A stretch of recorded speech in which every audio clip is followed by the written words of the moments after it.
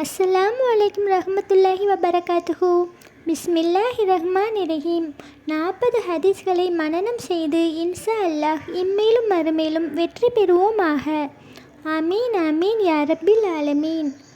இந்த தலைப்பின் கீழ் நாம் காண இருக்கும் 3வது ஹதீஸ் என்னவென்றால், ஈமானின் தாழ்ந்த நிலையின் அடையாளம் எது?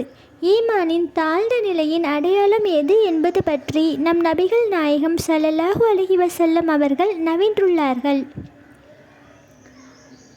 ஈமானின் 70 கிளைகள் உள்ளன. இதில் உயர்ந்தது லா இலாஹ இல்லல்லாஹு என்னும் கலிமாவாகும்.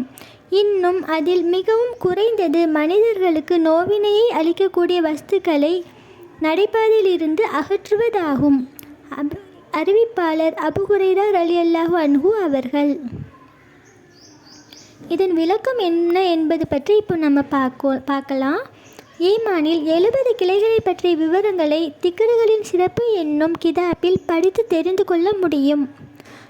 வீதியில் நாம் நடந்து செல்லும் பொழுது மனிதருக்கு கஷ்டம் விளைவிக்கக்கூடிய முட்கள், கண்ணாடி துண்டுகள் போன்ற வஸ்துக்களை அப்புறப்படுத்துவதும் ஈமானை சேர்ந்ததாகும் என்றும், ஓர் ஈமானுடையவர் மற்றவர்களுக்கு இடையூறு அளிக்கக்கூடிய பொருட்களை வீதியில் போட மாட்டார் என்று இந்த ஹதீஸின் மூலம் நாம் தெரிந்து கொள்கிறோம்.